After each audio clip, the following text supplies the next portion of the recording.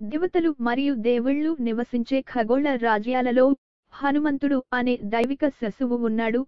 అతని కొంటె స్వభావం మరియు మనోహరమైన స్వభావం, అపారమైన బలంతో, శ్రీరామునిపై అచంచలమైన భక్తితో పుట్టిన హనుమంతుని బాల్యం ఆటపాటలతో నిండిపోయింది.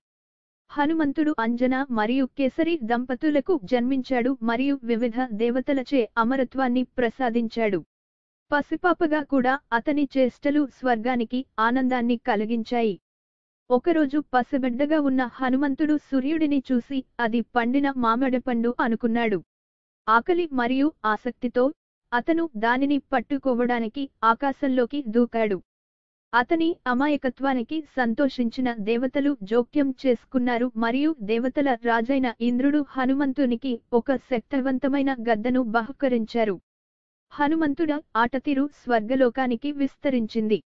అతను ఆకాశ జీవులను ఆటపట్టించేవాడు, వారి ధ్యానాలకు భంగం కలిగించాడు.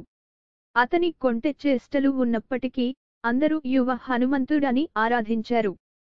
సంగీత నైపుణ్యం మరియు జ్ఞానానికి పెరుగాంచిన నారద మహర్షి హనుమంతుడికి గుణపాఠం చెప్పాలని నిర్ణయించుకున్నాడు.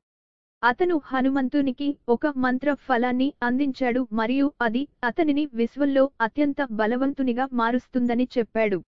హనుమంతుడు సంకోచం లేకుండా తన నిస్వార్థతను ప్రదర్శిస్తూ తన తల్లిదండ్రులకు అందించాడు. ఒకసారి హనుమంతుడు స్వర్గంలో ఉన్న మామిడి తోటను సందర్శించాడు. దివ్య వృక్షాలు కమ్మని మామిడి కాయలు పడ్డాయి. హనుమంతుడు అడ్డుకోలేకపోయాడు. అతను ఉత్సాహంగా మామిడి పళ్లన్నీ తింటూ దేవతలను ఆశ్చర్యపరచాడు.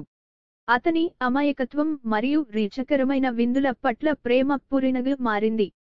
ఒకరోజు హనుమంతుడు శివుని శివలింగాన్ని గమనించి దానిని ఎత్తాలని నిర్ణయించుకున్నాడు.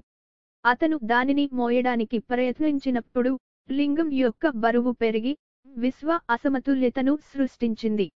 హనుమంతుని భక్తికి సంతోషించిన పరమశివుడు ప్రత్యక్షమై అతనికి మరింత బలాన్ని ప్రసాదించాడు.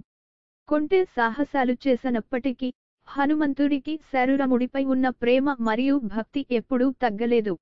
అమాయకత్వం మరియు దైవిక ఆటపాటలతో నిండిన అతని చిన్ననాటి దోపిడీలు అతనికి అందరికీ నచ్చాయి. హనుమంతుని భక్తి మరియు బలం తరువాత ఇతిహాసమైన రామాయణంలో కీలక పాత్ర పోషిస్తాయి. అతన్ని హిందూ పురాణాలలో అత్యంత గౌరవనీయమైన వ్యక్తులలో ఒకరిగా చేసింది.